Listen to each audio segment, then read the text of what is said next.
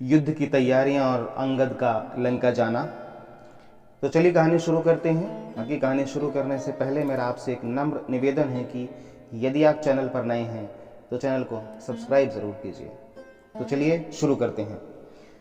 रावण ने जब यह सुना कि समुद्र पर पुल बंध गया है और राम की सेना पार कर लंका में पहुंच चुकी है तो उसको बड़ा विस्मय और भय दोनों हुआ।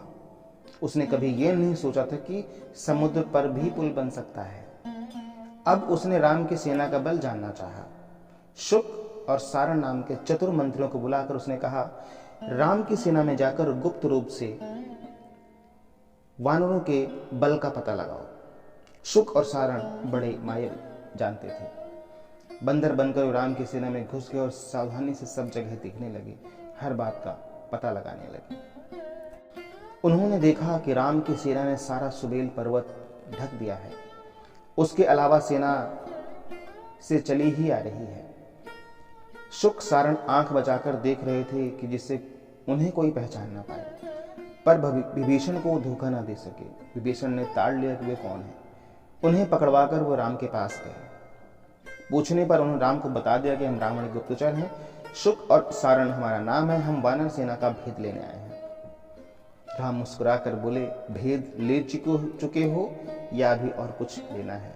कुछ पूछना चाहो तो भी पूछ लो, और खुद देखना चाहो तो विभीषण तुम्हें दिखा देंगे। जब लंका लौट कर जाओ तो अपने स्वामी से कहना कि जिस बल पर सीता को चोरी से ले गया है उस बल को अब दिखाए। कल से मेरे बाण लंका पर बरसने लगेंगे। विभीषण से उन्होंने कहा, इन्हें छोड़ दो और जाने दो, इन विचारों का क्या दोष। राम की जय जयकार करते हुए शुक और सारण लंका लौटे। लंका पहुंचकर शुक और सारण सीधे रावण के पास गए और उन्होंने राम के बल तथा उनके कोमल स्वभाव की बड़ाई की।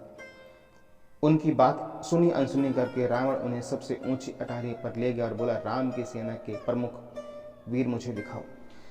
सारण ने कहा कि देखिए, जो इस ओर मुंह के बार बार गरज रहा है और जिसकी गरज से लंका कांप रही है वो सुग्रीव का सेनापति नील है। जो तीर्थी आंखें के बार बार जमाए ले रहा वो पहाड़ जैसा शरीर वाला बाली का पुत्र अंगद है, और लग रहा है मानो वो युद्ध के लिए ललकार रहा है। अंगद के पीछे नल है जिसने समुद्र पर पुल बना दिया है। वो देखिए, रीछों का झुंड है, उसके आगे बूढ़े जामवंत खड़े हैं। उस जामन को तो आप पहचानते ही होंगे जो मस्त हाथी को चाल से चल रहा है।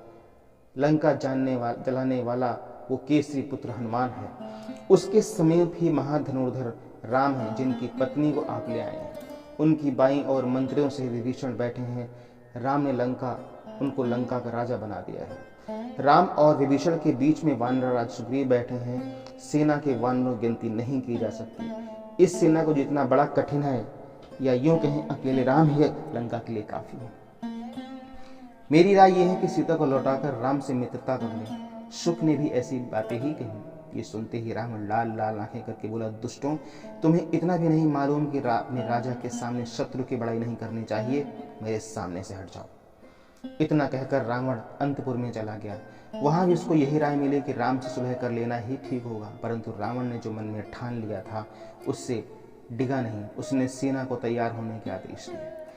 इधर राम ने भी अपनी सेना को 4 भागों बांट दिया और यह बता दिया कौन सा दल लंका के किस द्वार पर आक्रमण करेगा।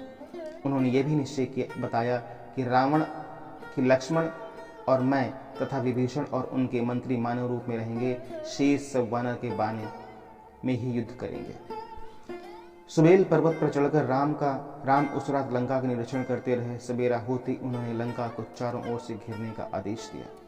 बंदरों के सिंहनाद से दिशाएं गूंज उठी। राजनीति पर विचार करके राम ने अंगद को बुलाकर कहा कि युद्ध शुरू करने से पहले सुलह का अंतिम प्रयास कर लिया जाए। तुम मेरे दूत बनकर लंका जाओ।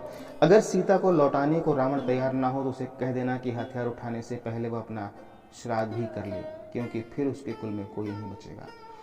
अंगद उड़कर लंका पहुंचे और निडर होकर रावण की सभा में चले गए। रावण ने कहा, मैं बाली का पुत्र अंगद हूं। आप में और मेरे पिता में मित्रता थी, इसी के नाते आपके पास आया हूं।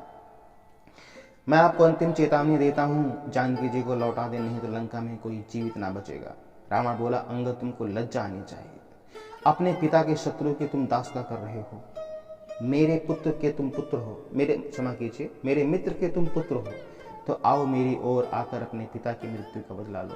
इतना सुनते ही अंगद को बहुत क्रोध है और उन्होंने रावण को बहुत बुरा भला कहा। रावण ने आज्ञा दी, राक्षस वीरों, इस दुष्ट वानर को पकड़कर मार डालो। 4-5 राक्षस अंगद की ओर झपटे। अंगद ने उनको पकड़कर मसल दिया।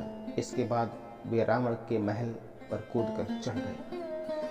महल के कंगोरों को ढाकर वो आकाश मार्ग से राम के पास पहुंच गए। अंगद के पहुंच से राम दल ने लंका को चारों ओर पर से घेर लिया और चढ़ाई कर दी। कथा पसंद आई हो, कहानी पसंद आई हो तो वीडियो को लाइक और शेयर जरूर करें। तब तक के लिए जय हिंद, जय भारत।